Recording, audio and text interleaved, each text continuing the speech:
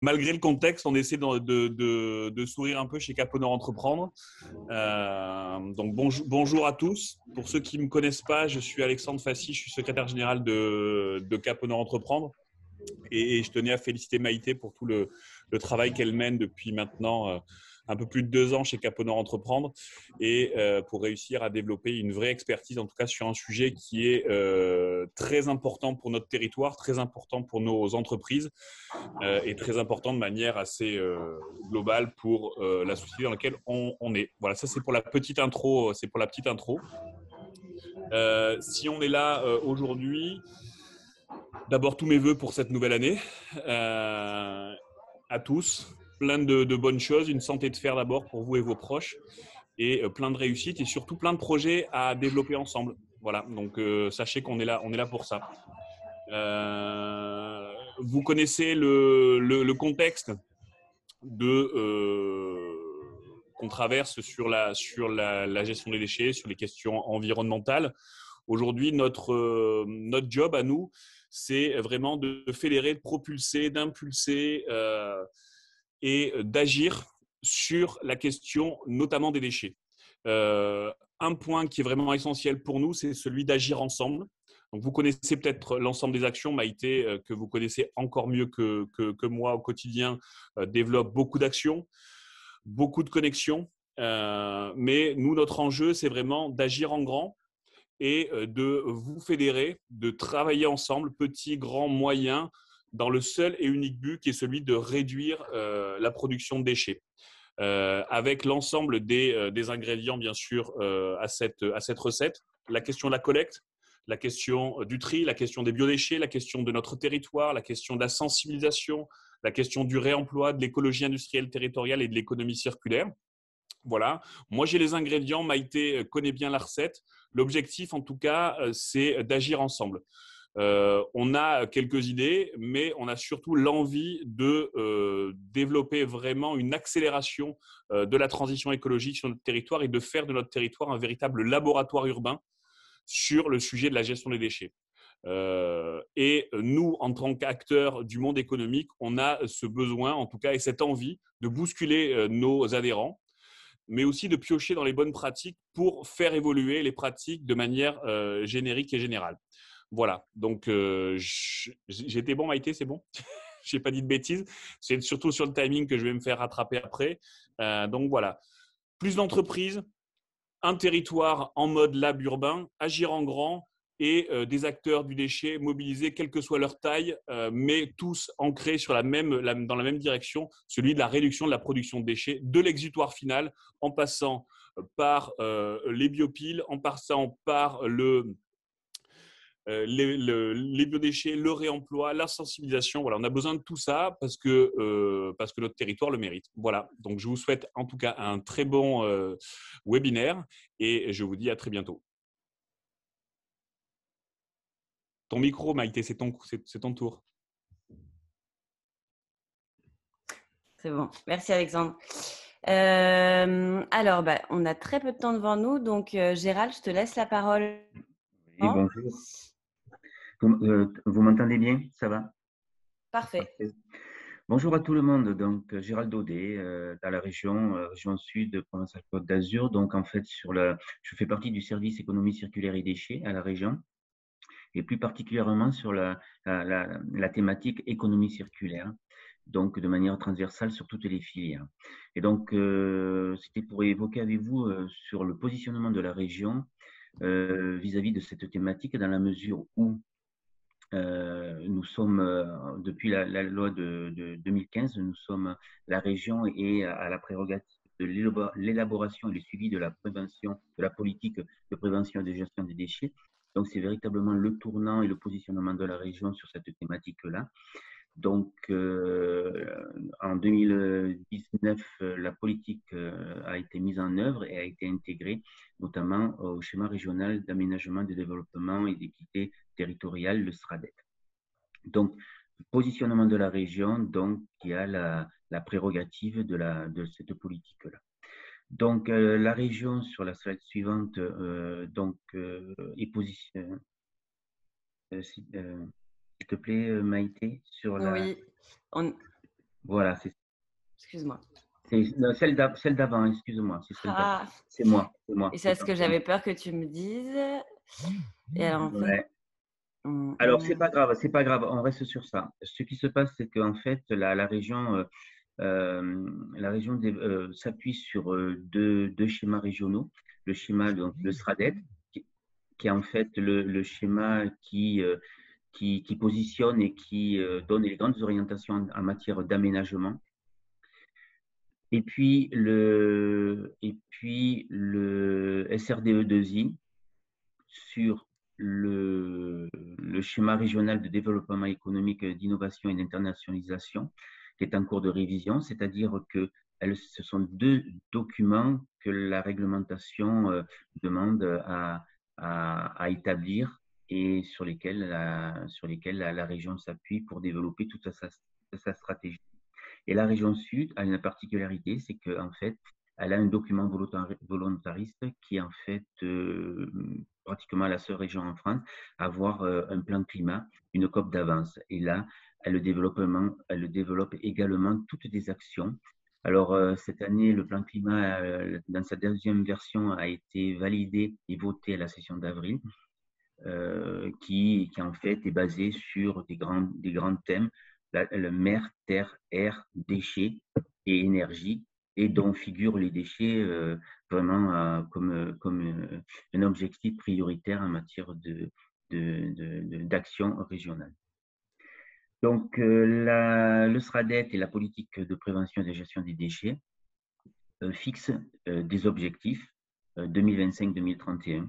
Et donc, vous avez devant les yeux, donc c'est réduire de 10% la production de l'ensemble des déchets non dangereux ménagers et d'activités économiques de 2025 par rapport à 2015, développer le réemploi et augmenter 10% de la quantité de déchets non dangereux, non inertes, faisant l'objet de réparation et d'utilisation, valoriser 65% des déchets non dangereux, non inertes en 2025, valoriser des déchets issus du BTP d'ici 2020, et limiter en 2025 et 2020 et 2025 la capacité de stockage et d'incinération sans production d'énergie. En fait, il y a ce qu'on appelle la hiérarchie des traitements des déchets, où dans un premier temps, c'est réduire, réutiliser, réemployer, valoriser énergétiquement, puis jusqu'au bout où il y a l'incinération et l'enfouissement, sachant que l'enfouissement, on ne le permet plus et ce n'est plus validé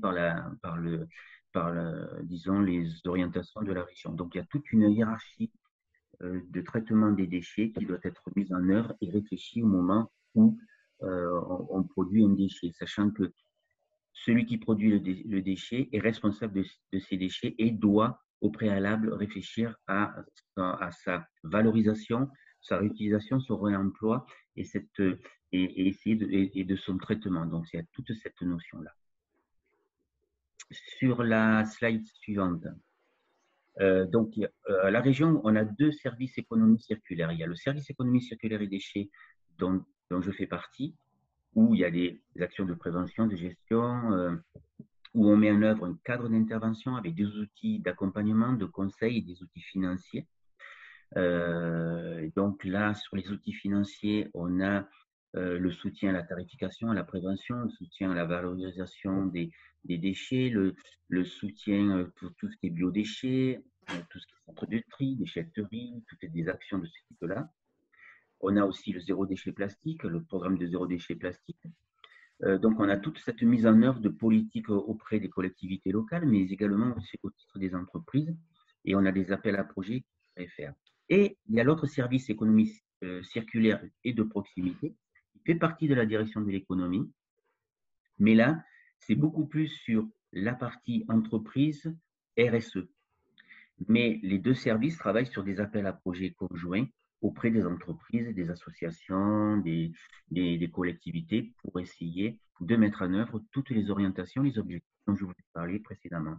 Avec ça, on s'appuie également sur l'Agence de développement économique de la région, Racine Sud, qui possède une ingénierie RH financière et foncière, le service financement aux entreprises, services et filières stratégiques. Donc, c'est véritablement un packaging.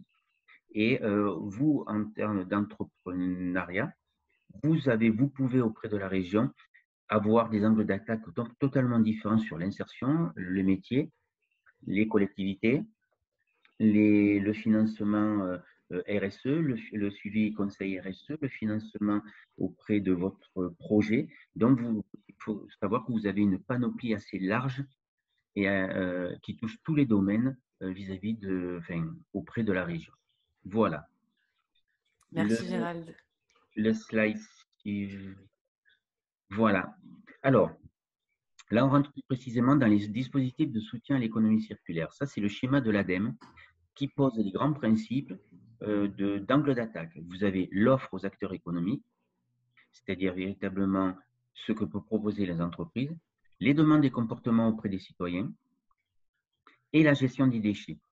Ça, ce sont les trois domaines dans lesquels se réfèrent des piliers, c'est-à-dire tout ce qui est exploitation, l'éco-conception, l'écologie industrielle et territoriale, parce que vous êtes véritablement bien ancré Cap au Nord sur ce dispositif-là, l'économie de la fonctionnalité, c'est-à-dire cette gestion économie collaborative, de la fonctionnalité participative et autres.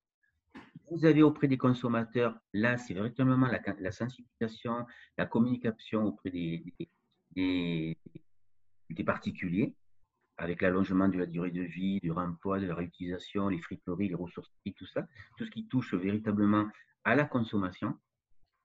Et vous avez la gestion des déchets. Et là, c'est véritablement le recyclage. Il peut y avoir les matières organiques, tout déchet. Donc finalement, vous en tant que citoyen et vous en tant qu'entreprise, vous touchez à tous ces domaines-là. Et à côté, on a positionné tous les dispositifs de la région, enfin, dispositifs du service économie circulaire et déchets et du service économie circulaire de proximité, tout ce que l'on développe en collaboration avec l'ADEME également. Voilà. Donc, vous pourrez trouver un peu toutes les articulations et tous les dispositifs que l'on met à la disposition notamment des entreprises. Après, sur le slide suivant, alors, juste en aparté, il y a un appel à projet qui était sur lequel moi je me positionne et que je suis particulièrement, c'est l'appel à projet Fili Déchets, qui est un appel à projet qui a une dizaine d'années et qui évolue avec la réglementation, mais qui est véritablement sur l'éco-conception, l'innovation, c'est-à-dire on va lancer la 10e édition, et qui est sur sur l'éco-conception, c'est produire tout en économisant les ressources. Et c'est soutien aux projets structurants de valorisation de la matière et des ressources, tout en créant des boucles et des filières, structurant des filières et tout en créant des boucles locales de valorisation. On est vraiment sur la relocalisation, sur la réindustrialisation et sur à la fois l'éco-conception et les projets structurants qui peuvent être très intéressants en ce qui vous concerne. Est-ce que tu peux donner un exemple peut-être de projet qui a été lauréat parmi ces dernières années? Je crois qu'on en a en plus dans les participants. On a Rédificaré qui est présent. Voilà, il y a Rédificaré qui est présent, on a également sur le secteur, en fait, bon, il y a le secteur un peu plus bas, sur le secteur des fabriques, on a MEC ici, on a la réserve des arts, on peut avoir des grands acteurs comme le MUSEM, on peut, sur tout ce qui relève un peu on est sur des filières, donc on a la filière spectacle, art vivant, on est sur aussi bien des produits industriels, on est sur les matières organiques, on est sur le BTP. Cette année, on a eu beaucoup de projets de BTP, de réemploi, de réutilisation dans le BTP. Donc, on a véritablement des projets. On a aussi de l'éco-conception pour remplacer le polystyrène, par exemple.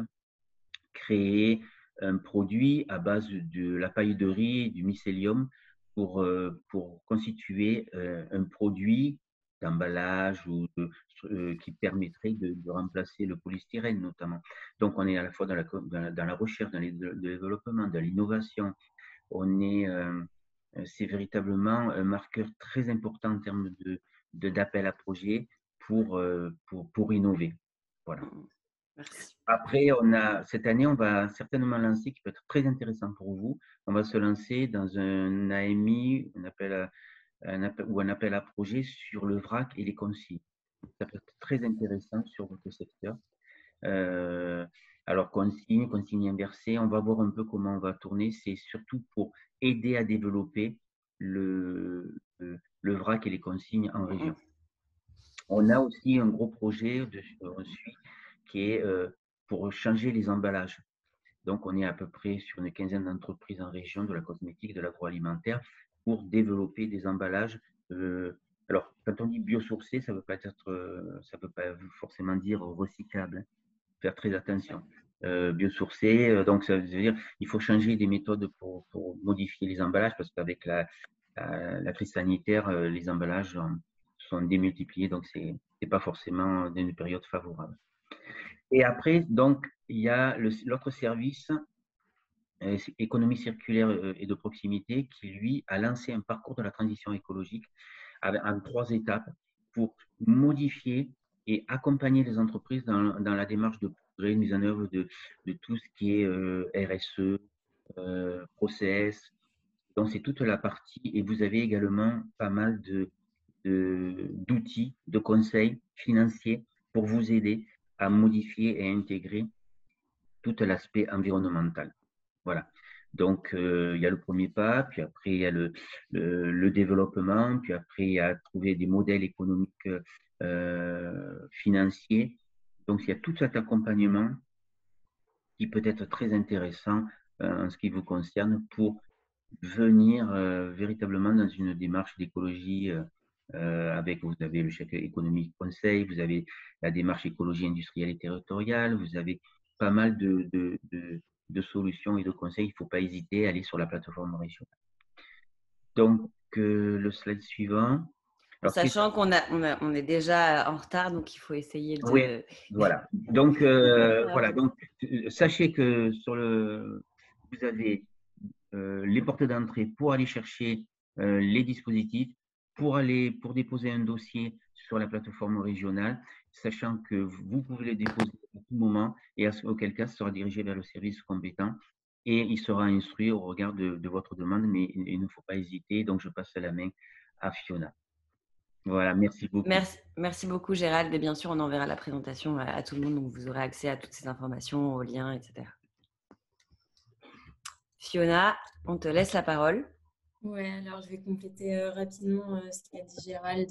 Du coup, moi, du côté un peu plus accompagnement des entreprises, j'étais d'abord à la région et puis maintenant, je suis plus du côté de l'accompagnement des entreprises. Donc, c'est une réglementation. La réglementation nationale actuellement, elle évolue très, très rapidement, donc il faut être assez réactif pour suivre les avancées qui sont basées sur la hiérarchie des modes de traitement qui a été mise en place il y a quelques années déjà, donc dont Gérald a déjà parlé. Il faut savoir que maintenant, vous avez une obligation au tri, donc au niveau des biodéchets, qui sera valable pour tout le monde d'ici 2023.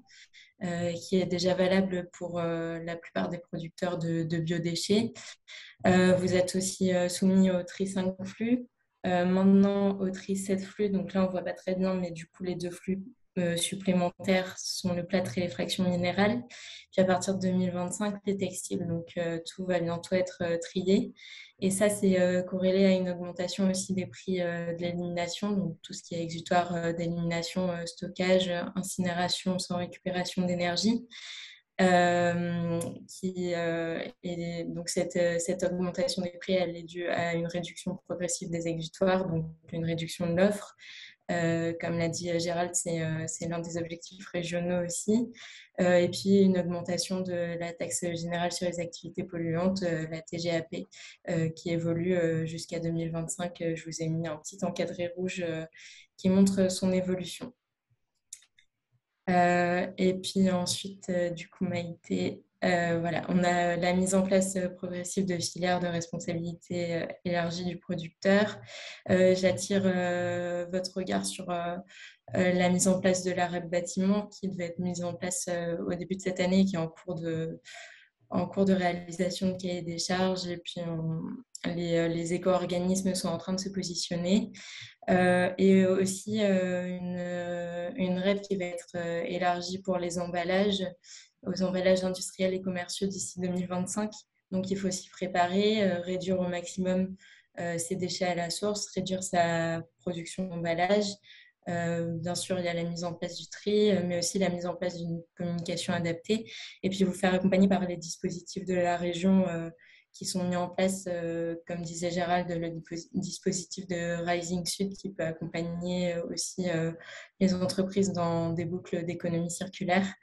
Et puis, voilà, vous faire accompagner aussi par Caponor Entreprendre qui a des contacts à ce niveau-là. Merci beaucoup, Fiona. Merci beaucoup. Très concis. C'est parfait pour rattraper notre retard. Si vous avez des questions, n'hésitez pas à les poser dans le chat et voire m'interpeller de vive voix parce que je n'ai pas forcément tout le temps accès au chat. Merci beaucoup en tout cas, Fiona. Fleur, je te laisse la parole. Alors, bonjour tout le monde.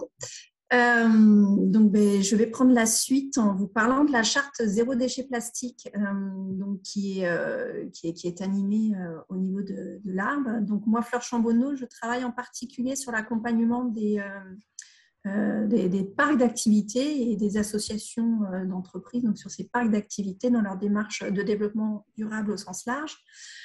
Et j'ai ma collègue Claire Poulain qui, elle, est vraiment dédiée à l'animation de la charte zéro déchet plastique, qui ne pouvait pas être là aujourd'hui. Donc, je me charge de vous présenter cette charte. Si tu veux bien avancer directement sur la slide suivante pour essayer d'être vraiment concis. Celle d'après encore ? Pardon ? Celle d'après encore ? Non, voilà. Donc, c'est gentil. Donc, la charte zéro déchet plastique, elle est portée par la région. C'est une spécificité de la région Sud, cette charte. Et l'animation a été confiée à notre agence, donc l'Agence régionale pour la biodiversité et l'environnement. Historiquement, l'Arbre travaille en priorité auprès des collectivités. On les accompagne sous tout type de dispositif. Donc, à l'heure actuelle, les signataires de cette charte zéro déchet plastique sont essentiellement des collectivités. On va avoir également des animateurs de réseaux tels que les parcs nationaux.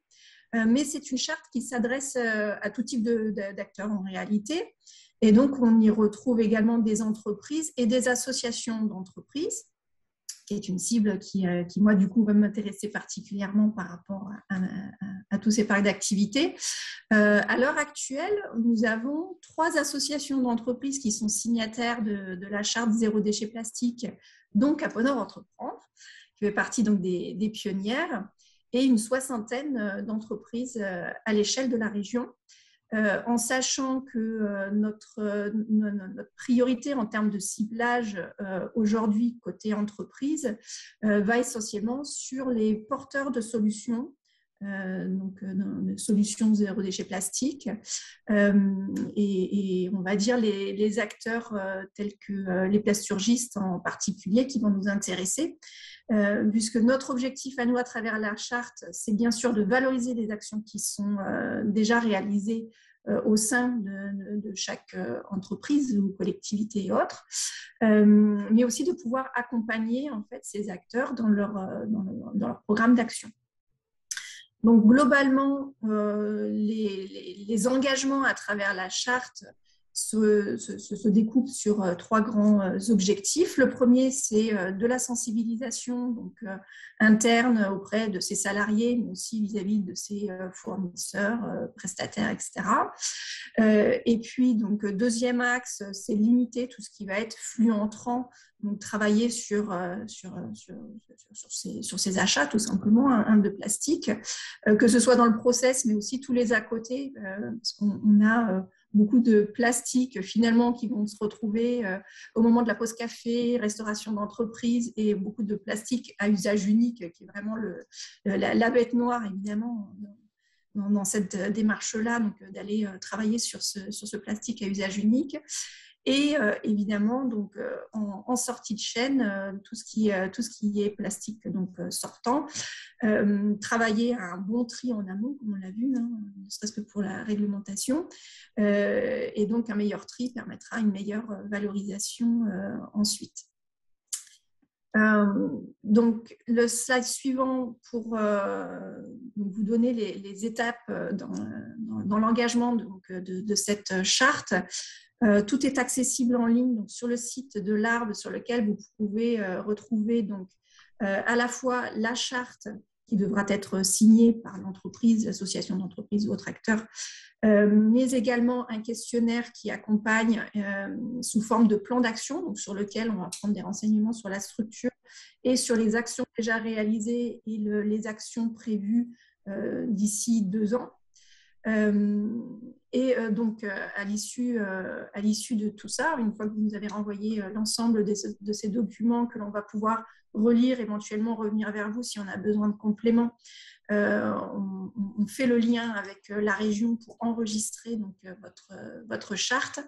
Et l'idée, c'est bien sûr, au bout de 2 ans, de pouvoir faire un point d'étape, mais même dans le cadre de ces 2 années, d'avoir un suivi quand même régulier à chaque fois que quelque chose se passe. Et donc, voilà, c'est les points sur lesquels on est particulièrement attaché de faire cet accompagnement sur la durée et donc d'évaluer au bout de 2 ans et de réactualiser le plan d'action. À savoir également, donc sur la slide suivante, vous avez 2 outils qui peuvent être aussi intéressants pour vous, que vous soyez ou pas signataire de la charte. Vous pouvez accéder à ces 2 outils. Donc, le premier, c'est un guide qui a été réalisé au départ à destination des collectivités, mais qui est tout aussi intéressant pour d'autres acteurs, dans lequel vous allez trouver beaucoup de chiffres clés, de retours d'expérience, d'idées d'actions à mettre en œuvre dans le cadre de sa politique zéro déchet plastique. Donc ça, c'est accessible librement en ligne. Donc, vous pouvez télécharger le guide. Et la deuxième chose, donc sur le slide d'après, vous avez également, si tu veux bien passer juste au slide suivant. Ah, mais c'est passé trop vite. Voilà, excuse-moi. Le deuxième élément, toujours accessible en ligne sur le site de l'Arbre, c'est l'annuaire des porteurs de solutions. Donc, à l'heure actuelle, on a environ 120 et plus même de porteurs de solutions, que ce soit des associations qui peuvent accompagner, par exemple, dans de la sensibilisation auprès de ses salariés, ou des entreprises privées qui vont vendre, je ne sais pas, par exemple, vous avez des gourdes en inox pour essayer de passer de la bouteille plastique, etc., ou des autres types de prestataires. Enfin, vous avez ces différentes catégories là qui sont illustrées par des petites vignettes sur ce slide. Donc, n'hésitez pas à aller sur cet annuaire. Donc, ce sont des structures de la région, hein, elles sont géolocalisées. Donc, n'hésitez pas à aller voir. Et surtout, j'attire votre attention, si vous-même vous êtes porteur de solutions, vérifiez que vous êtes déjà bien dans cet annuaire, et si ce n'est pas le cas, revenir vers nous et donc on pourra vous insérer dans le petit annuaire. Voilà, j'espère que j'ai respecté le timing. C'était rapide. Merci beaucoup Fleur, et désolée de voilà, et n'hésitez pas à revenir vers moi en fait, ultérieurement si ça vous intéresse effectivement d'en savoir un petit peu plus. Même si encore une fois, notre priorité aujourd'hui, parce qu'en termes de temps, vraiment de moyens humains, on ne peut pas se démultiplier et on aime faire l'accompagnement vraiment dans la durée. Donc, on a été obligé de cibler. Et sur la cible entreprise, c'est essentiellement les associations d'entreprises et tous les entreprises porteurs de solutions telles que Plasturgis et autres. Donc, notre accent s'est mis là-dessus aujourd'hui. On peut laisser tes coordonnées directement ou alors c'est de Claire du coup? Oui, les deux, hein, de toute façon, les deux vont suivre ensemble. Ça marche, merci beaucoup. Et pour illustrer ton propos, justement, on va écouter Julia de la table de Cana qui va nous présenter un petit peu justement l'engagement de la table de Cana dans la charte zéro plastique.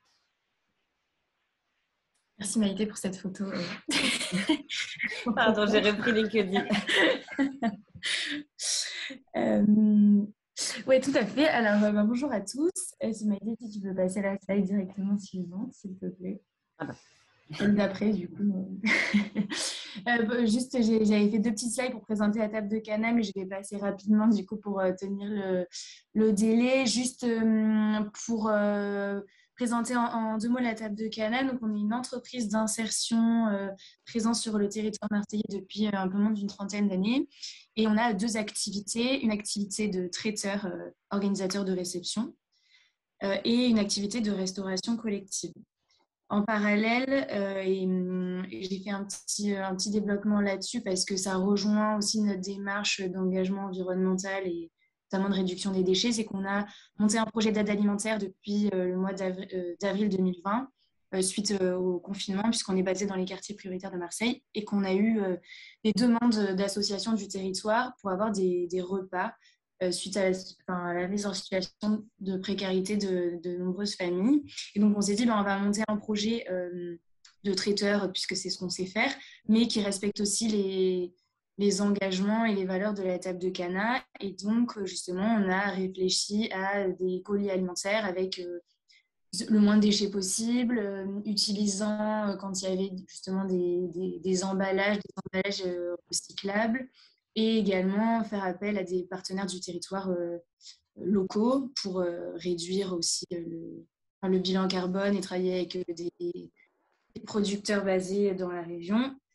Et également faire appel à des partenaires anti-gaspi tels que Andes, qui récupèrent des invendus de fruits et légumes, puisque si on parle de réduction de déchets dans sa globalité, on peut aussi parler de tout ce qui est réduction anti-gaspi, puisqu'on sait qu'il y a un nombre très important de fruits et légumes qui sont jetés entre après production et avant consommation. Donc, on a mis en place un partenariat avec eux et en fait, on est venu répondre à ce besoin-là et en fait, on n'a jamais arrêté ce projet puisque là, on l'a monté et qu'au fur et à mesure, on fait appel à des financeurs, on répond à des projets pour continuer à le mettre en œuvre. Donc, je trouvais ça intéressant aussi de vous en faire part et de voir comment aussi cette réflexion autour de la réduction des déchets, en fait, elle peut vraiment se décliner de différentes manières. Complètement. Si tu peux passer la slide. Alors, du coup, je trouvais ça intéressant juste de dissocier nos 2 activités parce que la réflexion autour de la réduction des déchets et de l'engagement environnemental, elle est un petit peu différente, sur tout ce qui est plutôt le volet restauration collective.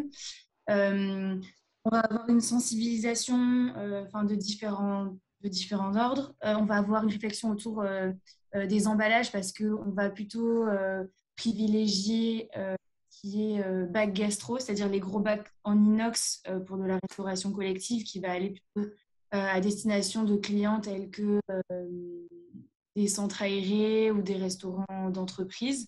Donc, c'est privilégier vraiment le réutilisable pour réduire les déchets et également parce qu'en fait, on va tous les jours chez ces clients-là. Donc, il peut y avoir aussi une rotation avec une reprise des bacs qui sont livrés tous les jours. On va... alors, c'est un peu plus large que seulement la gestion des déchets, mais aussi sur l'impact carbone des repas, donc avec des produits de saison, des produits frais, des menus végétariens aussi, donc sensibiliser au fait qu'on peut avoir des repas avec un impact carbone moins important en consommant des produits locaux et avec une protéine végétale plutôt qu'une protéine animale. Je veux bien que tu passes la slide suivante, s'il te plaît. Oui, on va appliquer un petit peu une démarche similaire sur la politique d'approvisionnement sur les traiteurs en favorisant vraiment là aussi des fournisseurs locaux qui vont par exemple nous livrer en vrac. C'est le cas pour Scope Épices, qui est une coopérative de produits bio locaux et qui travaille vraiment avec des producteurs de la région. Et là, on va se faire livrer en grosse quantité des énormes sacs de riz, de café, de sucre, de farine. Voilà. Et ça participe aussi à la réflexion zéro déchet qu'on essaie de mettre en place au maximum.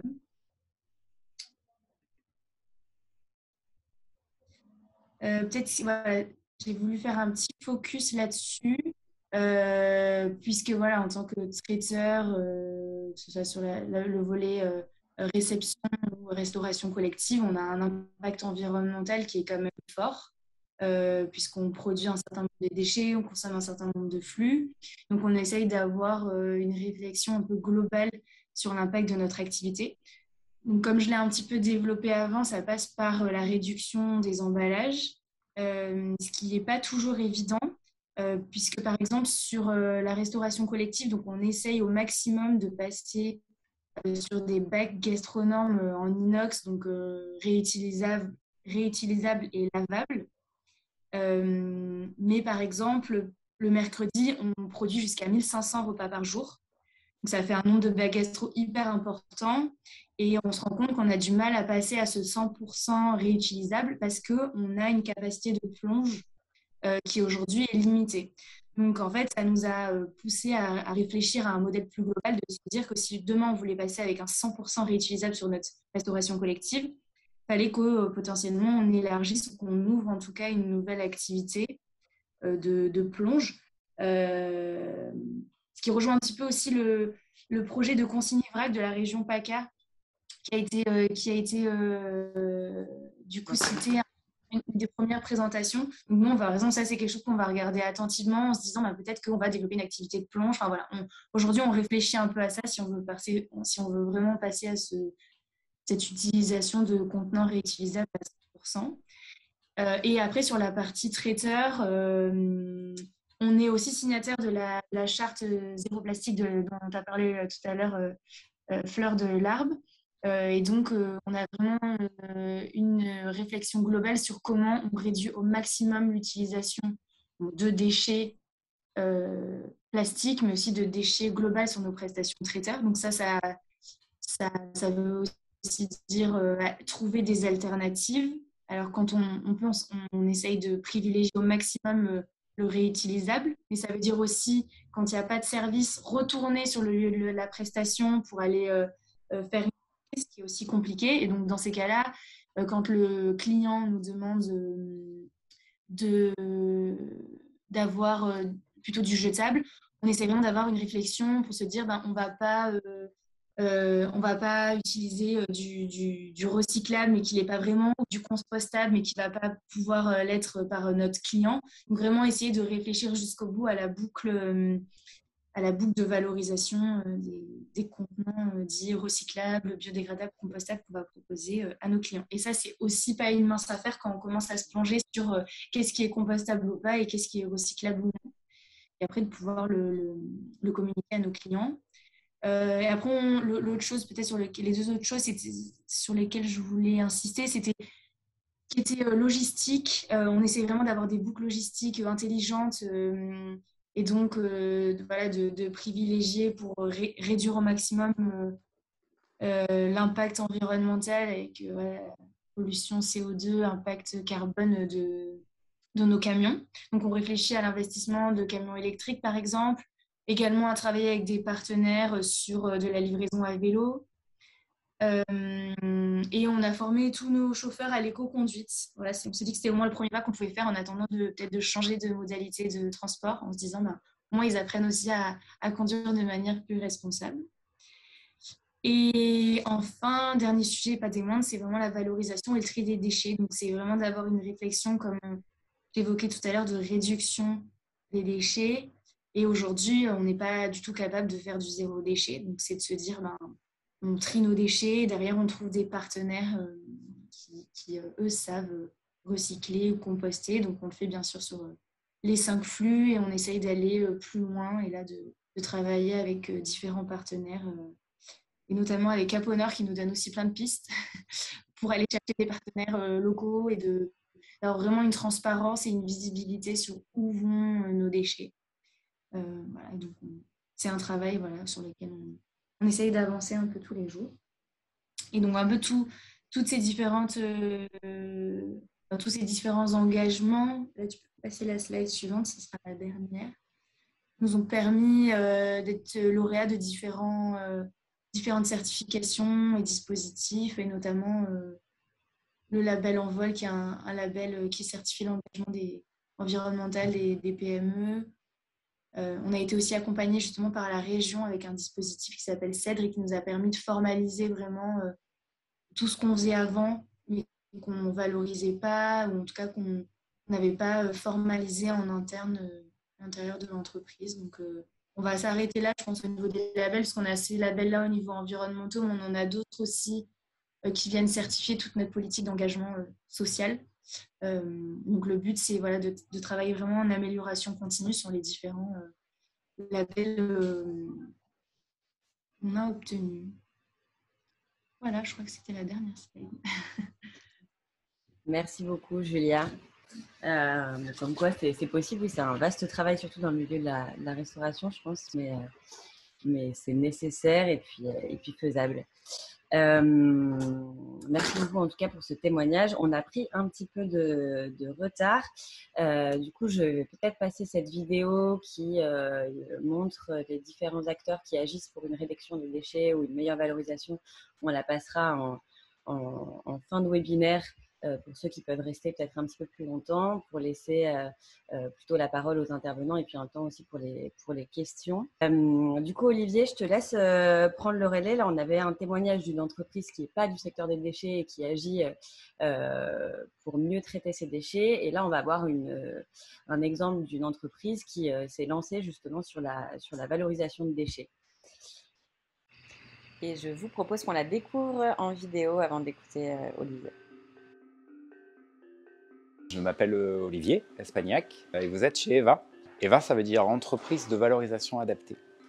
L'idée, c'est de créer de l'emploi pour les personnes reconnues travailleurs handicapés. Et notre activité, c'est de faire de la seconde vie des équipements informatiques. On a aujourd'hui, nous, 3 types de seconde vie. La première, qu'on a appelée la seconde vie solidaire.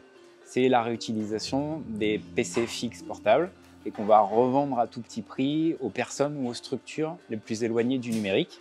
On a une deuxième vie qu'on appelle ludique, qui est un petit peu originale, qui est en fait la construction de bornes d'arcade. Et la troisième, c'est la seconde vie écologique, qui est tout le matériel qui est trop obsolète ou qui ne marche plus, est démantelé, trié, et on recycle chaque composant.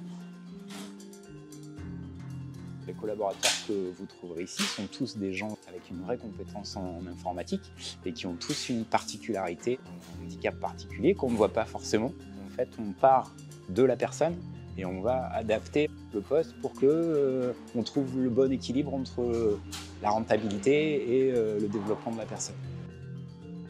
Ce qui me guide, c'est le sens, c'est faire ensemble, c'est faire utile et c'est faire au mieux.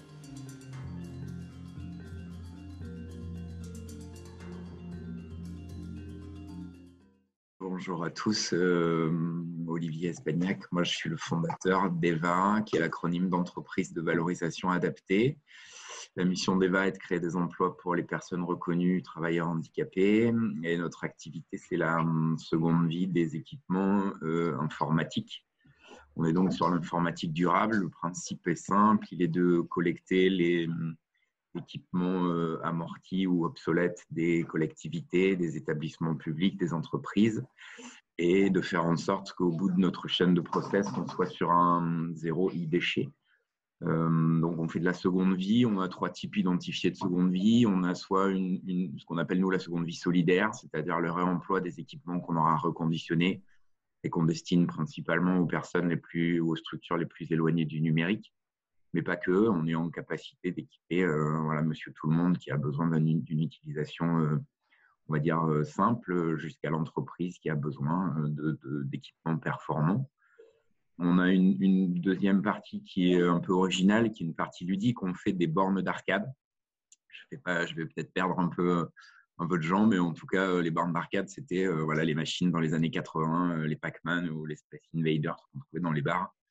Aujourd'hui, on refait ce type de machine qu'on reconstruit complètement avec une majorité d'équipements recyclés et qu'on destine aux particuliers ou aux entreprises pour leur espace de loisirs quand les collaborateurs pouvaient y accéder dans un autre temps.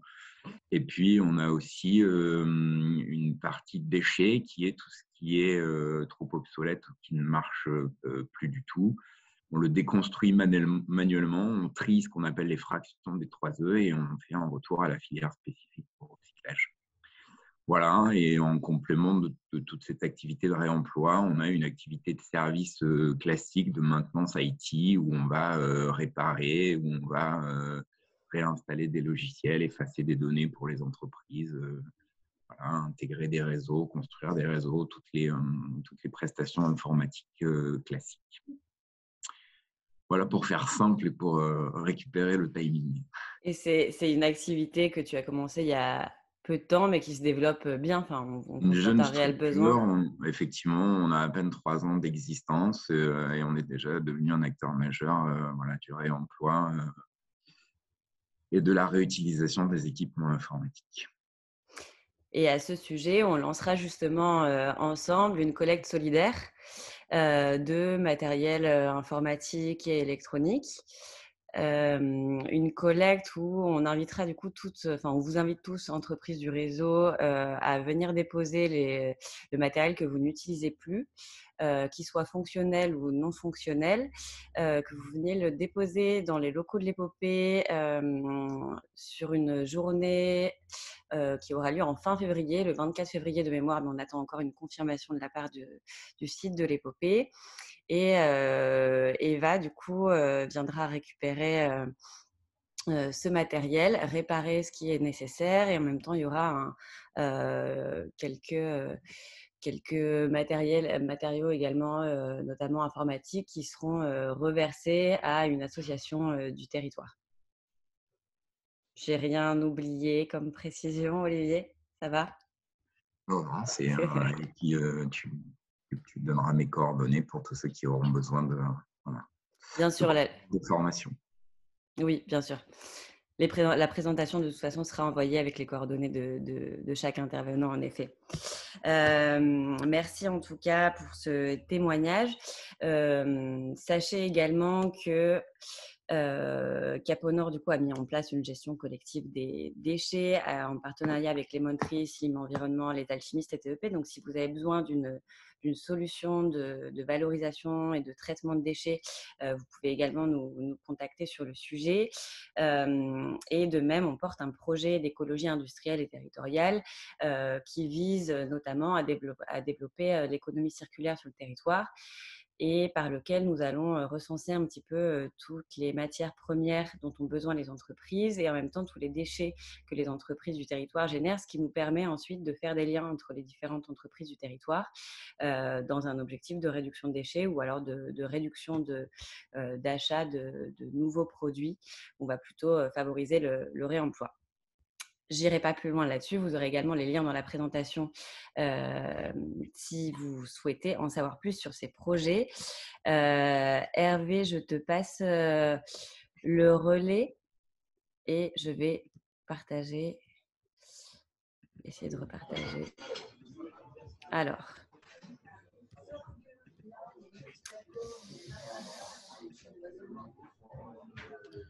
Hervé, tu es là?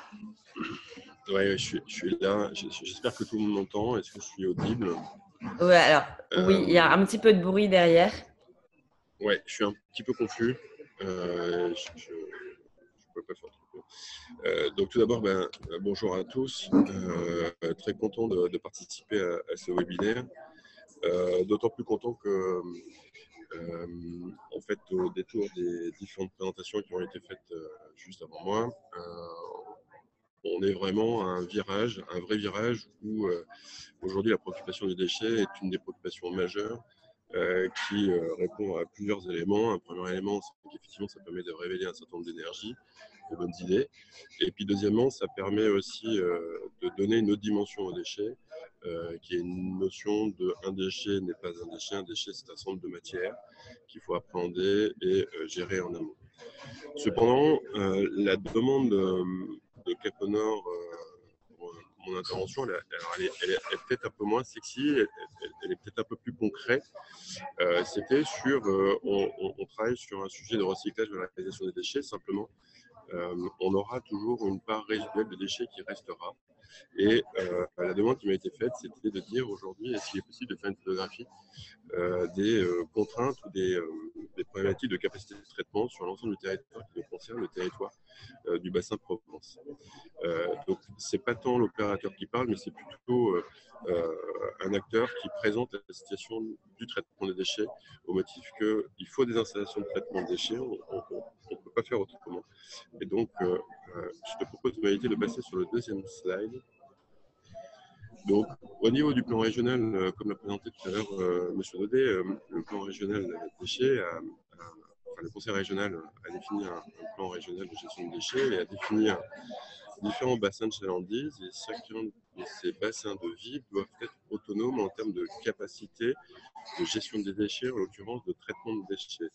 Sur le bassin qui nous concerne, qui est donc le bassin de Provence, qui est à cheval sur la partie est des Bouches-du-Rhône, qui est finalement le territoire d'Aix-Marseille-Provence métropole. Donc ça, c'est la partie des Bouches-du-Rhône. Et il y a une autre partie qui est du côté 83, qui est finalement l'ouest du 83. Sur ce bassin provençal, il y a un certain nombre d'installations de traitement de déchets, de centres de stockage, dont en bleu indiqué sur la partie est le centre de Martigues, sur la partie un peu plus médiane, ouest, pardon, Martigues, sur la partie médiane les Pennes Mirabeau. Ensuite, on a un autre site sur les Bouches-du-Rhône, qui est le site de Gardanne, et ensuite à la droite, Pierrefeu. Et il y a trois autres sites qui sont aujourd'hui trois autres sites fondamentaux dans le fonctionnement général et l'équilibre général du traitement des déchets, qui sont la Falaise d'Olivier, le site d'Aix-en-Provence et aussi le Septimémallon, qui sont des centres de stockage qui vont entrer en phase de procédure d'installation classée pour permettre une prolongation de leur activité. Je vous propose, alors Maïté, ce que je te propose, c'est de basculer directement sur le dernier slide parce que c'est on gagne un peu de temps, enfin l'avant-dernier slide, pardon. Alors j'ai essayé d'être assez synthétique, mais j'ai essayé de commenter ce document. Tout à l'heure, il a été fait référence à une date initiale qui est la date de 2015. La date de 2015, à partir duquel en fait, le législateur a considéré la chose suivante. Si je regarde quelles sont les quantités qui ont été traitées finalement très simple en 2015 dans le bassin Provence en termes de déchets de traitement ultime, déchets dits ultimes, donc les déchets dont on ne savait que faire en termes de recyclage, valorisation dans les conditions techniques du moment. Et en 2015, il y avait une estimation qui a été faite, c'est des chiffres arrondis, à peu près de 1 200 000 tonnes de déchets par an. Voilà.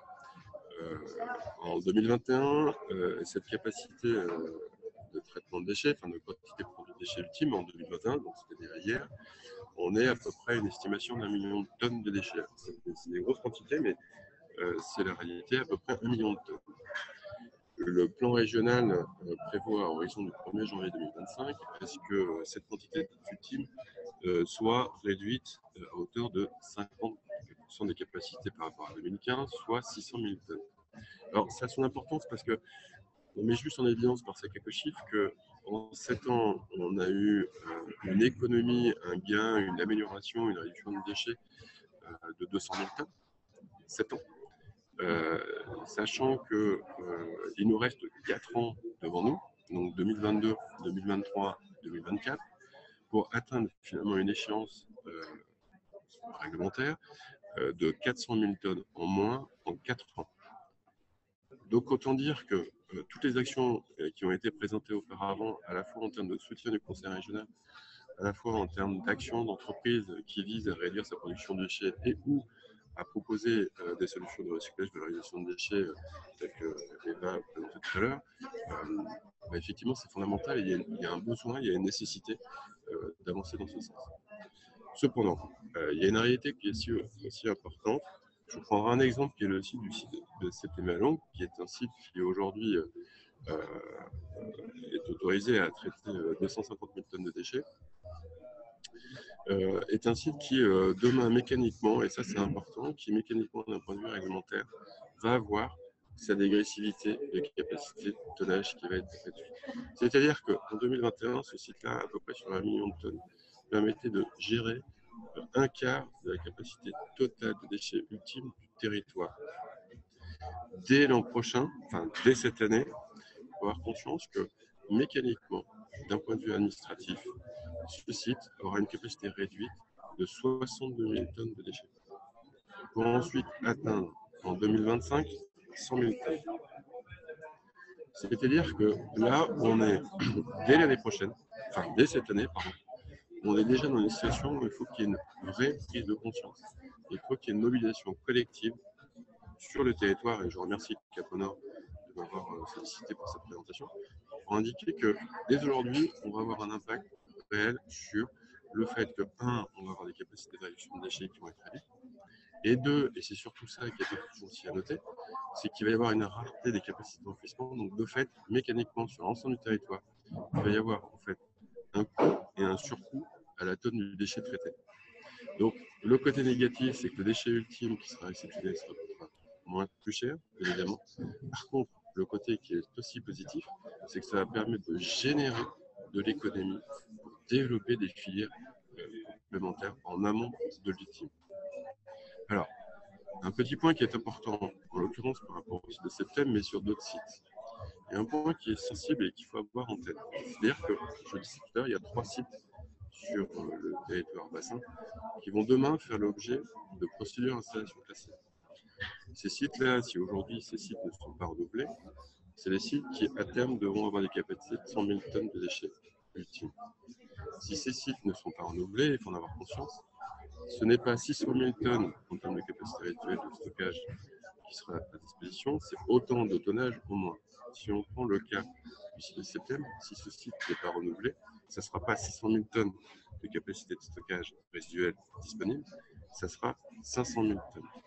C'est-à-dire que l'effort qui est de 400 000 tonnes dans la situation qu'on pourrait espérer, en maintenant les sites existants, ce ne serait pas 400 000 tonnes, mais cette capacité serait de 500 000 tonnes. C'est-à-dire un effort de 25% supplémentaire. En cela, je finirai là-dessus mon intervention, c'est que en fait, nous devons être tous des porte-voix sur l'urgence, alors c'est pas catastrophique, hein, mais sur l'urgence de nous mobiliser et à quelque part faire la promotion de toutes les initiatives, et je remercie Caponor d'être lecteur sur ce thème-là, au moins sur le territoire nord, d'être promoteur sur engageant des actions qui vont dans le sens de la réduction des déchets, et 2, faisons la promotion collectivement des actions qui méritent d'être révélées. Alors, j'ai été très bref, parce que il fallait qu'on finisse à 10h, il est 10h00. Bien évidemment, moi, je me tiens à disposition pour apporter des éléments et des exercices complémentaires. Mais je repasse la main à Maïté. Merci Hervé. Et je crois que du coup, vous lancez une enquête à ce sujet auquel peuvent répondre les entreprises. Oui, alors tous les sites, on parle de Septem, mais il faut avoir conscience que les autres sites aussi sont concernés. Toutes nos installations classées font l'objet d'une procédure d'installation classée pour éviter des événements que tout le monde a pu suivre sur Saint-Chamal, où effectivement il y a un hangar qui a brûlé, qui a stocké une trentaine de milliers de tonnes de déchets. Nos installations sont des installations classées, sont soumises au régime d'installation classée et donc doivent passer par des procédures d'enquête publique. En l'occurrence, le site de Septem fait l'objet d'une enquête publique qui démarre aujourd'hui, mais les autres sites vont faire aussi l'objet d'enquête publique. Et effectivement, oui, il y a la possibilité pour tout un chacun de pouvoir intervenir, apporter des compléments, des commentaires sur effectivement ces installations. Alors, je pense qu'il ne faut pas. Je pense que c'est important de maintenir ces installations. Je pense que c'est important de témoigner sur la nécessité d'avoir ces équipements-là. Pour autant, je pense que c'est aussi important de témoigner pour confirmer le fait qu'il y a une nécessité de réduction de ces capacités, il y a une nécessité de maintenir ces installations. Pour autant, il faut effectivement maintenir nos efforts sur le recyclage et la valorisation des déchets. Ouais, merci beaucoup. Est-ce que certains d'entre vous ont des questions? Bon, je suis désolée, on a pris un petit peu de retard, mais on peut prendre encore quelques questions avec les intervenants d'ici peut-être 10h15. Si personne n'a de questions, je vous propose de découvrir en vidéo les autres initiatives positives en matière de gestion des déchets qu'on peut retrouver sur le territoire nord de Marseille. Bonjour, Alexandre Fassi, secrétaire général de Caponor Entreprendre. J'ai décidé aujourd'hui de vous parler d'un sujet fondamental pour nos vies, nos villes et nos entreprises, celui de la gestion des déchets. En 2022, il nous faut absolument penser et agir autrement la gestion des déchets en orientant vraiment sur la réduction de la production de déchets. On a la chance sur notre territoire d'avoir de super initiatives. Vous allez les découvrir. Franchement, ce territoire mérite qu'on mette en avant toutes ces actions. Certains changent leurs pratiques pour supprimer un ou plusieurs déchets qu'ils produisaient auparavant. meilleur déchet, c'est celui qu'on ne produit pas. Alors au Cafucho Saveur, on a décidé de mettre en place pour nos plats emportés un système de consignes pour remplacer la vaisselle jetable et réduire nos déchets pour nous et nos clients. Chez Gig, on a troqué nos machines à capsules, nos gobelets et nos touillettes contre des machines à café en grains, des tasses réutilisables et des petites cuillères. C'est un tout petit pas vers le meilleur des déchets, mais un petit pas quand même, 10 000 capsules en moins. D'autres réduisent leurs déchets en les réutilisant en interne. Colis réceptionnés, colis aussitôt récupérés et réemployés pour une nouvelle livraison. L'intégralité des cartons réceptionnés chez Catova sont automatiquement réutilisés, réemployés pour nos livraisons. David Benaïm d'ici Marseille et je vous présente notre chutotech de 80 mètres carrés qui sert à stocker et réemployer toutes les chutes de notre manufacture collective. D'autres encore vont faire en sorte de donner une seconde vie ou une troisième, une quatrième vie aux déchets des autres. Olivier Espagnac, je suis le fondateur d'EVA, l'entreprise de valorisation adaptée pour le réemploi informatique durable. Notre engagement écologique, c'est récupérer, réemployer, réutiliser, revendre, redonner des équipements informatiques avec un objectif zéro e-pollution. Valérie Déco, fondatrice de Redificaré, qui travaille au réemploi de matériaux de construction. Matériaux de construction que nous mettons en ligne sur notre plateforme.redificaré.com.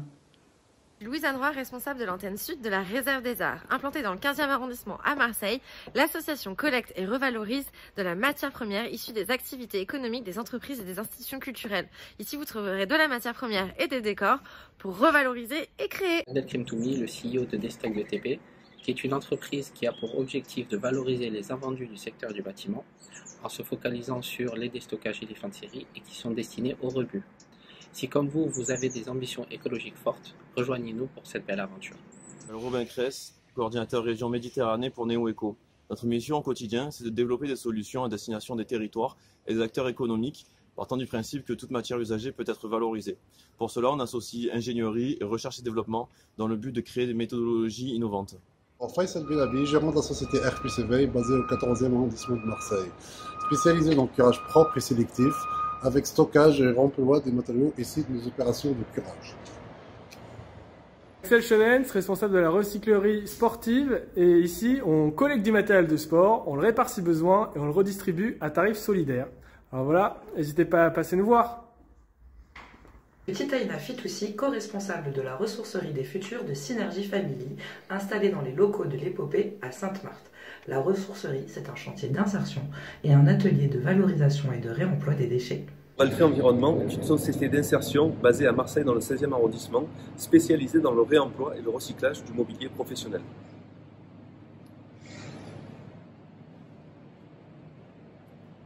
Maïté Kachmarek, référente environnement chez Capodin Entreprendre. On agit également en faveur du réemploi en vous aidant à sourcer des matériaux issus du réemploi et produits sur le territoire nord de Marseille, ou alors en vous aidant à trouver de potentiels repreneurs pour vos déchets parmi les entreprises du territoire. Ensuite, il y a ceux qui recyclent, les prestataires historiques, les entrepreneurs qui se lancent, mais aussi maintenant des entreprises qui se saisissent de cette problématique. Philippe Admar, gérant de la société Broyage du Midi. Notre activité principale est le recyclage des déchets métalliques, métaux ferreux et non ferreux. Borel, Pain et Partage Boussole. Notre initiative de revalorisation consiste en récupérer des invendus de pain pour les transformer en farine de pain et produire des biscuits à partir de cette nouvelle matière première. Stéphane Testa, je vous souhaite la bienvenue dans notre atelier Carbon Blue, dans lequel nous réalisons des objets comme cela, par exemple du mobilier, des fauteuils, à base de déchets plastiques, issus principalement des bouchons, mais aussi des palettes, par exemple, comme les palettes derrière moi, issues d'entreprises. Moi, c'est Jean-Baptiste de Ballon & Co. On recycle des ballons de foot qui sont usagés. Pour l'instant, on arrive à en faire des plaques, voilà, mais on continue de la R&D pour trouver des produits. Et on recycle du cuir de seconde main pour en faire des ballons de foot. Guillaume Pellegrin, je dirige Lemon Tree Marseille. Notre mission, vous accompagner dans la réduction des déchets, puis collecter les matières recyclables et les acheminer jusqu'aux usines les plus proches. Moi c'est Jérémy et moi c'est Tony. On développe entre frères le projet Plastaga, un studio de design qui revalorise les déchets plastiques. On les transforme en objets du quotidien, en luminaires et en mobilier. il y a ceux qui compostent aussi. Alors, je travaille pour les alchimistes. On collecte des déchets alimentaires pour produire du compost. On travaille dans le 15e arrondissement depuis 2021 et on est 10 aujourd'hui dans l'entreprise et on travaille avec 3 personnes qui sont issues de parcours d'insertion. Et enfin, il y a ceux également qui font de la valorisation énergétique. Veolia, acteur de la transition écologique, produit du CSR. Qu'est-ce que c'est que le CSR? C'est de la matière transformée issue des refus des déchets. À quoi ça sert? À produire de l'énergie. Comptez sur notre mobilisation, comptez sur leur mobilisation, comptez sur notre ambition et notre envie de faire bouger les lignes pour que les transitions écologiques mais aussi sociales soient vraiment accélérées sur notre territoire. Comme vous pouvez le constater avec cette vidéo, les initiatives sont vraiment très nombreuses sur le territoire nord de Marseille et il ne faut pas hésiter à vous en inspirer pour améliorer votre gestion des déchets. Est-ce que quelqu'un a quelque chose à ajouter avant qu'on se quitte? Je sais qu'il y a aussi beaucoup d'acteurs justement de traitement ou de réduction des déchets qui sont présents. Si vous voulez ajouter quelque chose, c'est le moment.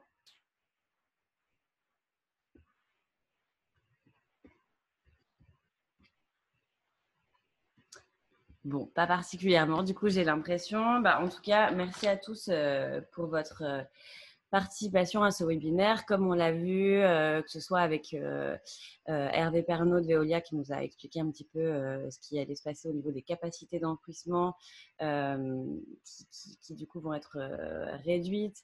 En même temps, on a les législations qui renforcent les obligations de tri et de valorisation de déchets. En parallèle, des coûts qui augmentent également sur tout ce qui est justement enfouissement de déchets. Tout concourt un petit peu vers la réduction des déchets en parallèle, parce que là on n'a parlé que de questions économiques, législatives et fonctionnelles, mais on a aussi une attente grandissante de la part des consommateurs, mais également des salariés pour une meilleure prise en compte des enjeux environnementaux et des impacts des entreprises sur ces sujets.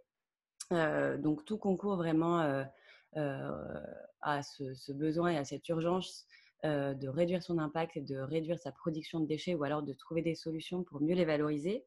On a des dispositifs qui existent, beaucoup de dispositifs d'aide comme l'a montré Gérald en début de webinaire. Donc, de toute façon, vous aurez les présentations et vous aurez accès si vous souhaitez revoir un petit peu tous ces dispositifs qui vous aident. Il y a aussi des dispositifs qui vous permettent d'être reconnus, qui vous accompagnent et vous aident à trouver des solutions comme celui de la charte zéro plastique. On a vu avec Julia de la table de Cana que c'était possible, même dans un secteur qui, a priori, est assez producteur de déchets. En tout cas, quand on veut, on peut. Il y a des solutions qui existent et non seulement c'est possible, et puis quand on voit l'activité de la table de Cana, on peut se dire aussi que c'est porteur de s'engager sur ces sujets-là. La table de Cana est quand même un traiteur qui a été maintes fois reconnu, que ce soit lors des trophées de la RSE ou autres, et je crois savoir que votre activité en tout cas se développe très bien d'année en année. Donc voilà, c'est possible, c'est faisable, il faut juste qu'on le fasse tous ensemble. Et la première action que vous pouvez faire en tant qu'entreprise, ça peut être justement de participer à cette collecte solidaire du coup de D3E ou de matériel informatique et électronique avec Eva. On vous enverra toutes les informations par rapport à ça. Et si vous voulez en savoir plus sur les autres initiatives qui existent sur le territoire en matière de gestion des déchets, vous aurez le lien de la vidéo. On a un petit peu recensé toutes les actions qui sont créées sur le territoire nord de Marseille en la matière. Voilà, Alexandre, est-ce que vous voulez rajouter quelque chose avant qu'on se quitte ? J'ai pas grand-chose à rajouter, juste dire que notre rôle à nous, c'est au-delà de développer une vraie expertise sur les questions de cadre de vie et d'environnement pour essayer d'envisager en tout cas le territoire autrement. Notre objectif, c'est aussi et surtout de fédérer dans l'action. et on ne se pose pas de limite en fait. Voilà. Donc on est là pour amener les entreprises. Sachez que ce n'est pas un boulot qui est simple pour ceux qui les connaissent de très près, mais l'enjeu c'est d'avoir une action d'ampleur et compter sur notre proximité avec elles pour essayer d'envisager les choses autrement. On parle de transition écologique. Sur les quartiers nord, on parle aussi de transition sociale. L'objectif, c'est d'amener une vraie diversité d'acteurs économiques dans cette dimension-là et d'être dans l'action. Voilà. Il n'y a pas de petits, il n'y a pas de moyens, il y a de grands. Il y a juste des actions concrètes pour réduire la production de déchets et penser à la spécificité de notre territoire. Voilà. Donc, comptez sur nous et nous, on compte sur vous. Et si on va bousculer les entreprises, on va aussi vous bousculer pour avancer. Voilà. Et après, je vais me faire taper sur les doigts par Maïté parce que j'ai dit des choses que je n'aurais pas dû dire. Mais voilà, on est là pour ça. Et si on vous fait sourire et bosser sur une situation qui est quand même assez compliquée chez nous, c'est tant mieux parce qu'on a envie de bosser dans cette atmosphère-là et les enjeux sont grands. Merci Alexandre pour le mot de la fin. C'était un grand plaisir. Et un grand merci à tous les participants en tout cas. Oui, merci à tous les participants et à tous les intervenants aussi. Je vois qu'il y en a qui se connectent encore maintenant, même si c'est la fin. Oui. Il y a un autre webinaire qui arrive, je ne sais pas. Non, c'est parce qu'ils voulaient m'écouter, c'est tout. Oh là là, les filles, il faut que ça dégonfle. Merci à tous et puis on vous envoie tout ça très rapidement. Très bonne journée et encore meilleurs vœux pour 2022. À très Merci bientôt. À tout le monde. Bonne journée. Merci Maïté. Merci à tous et toutes. À toutes et tous. Très bien.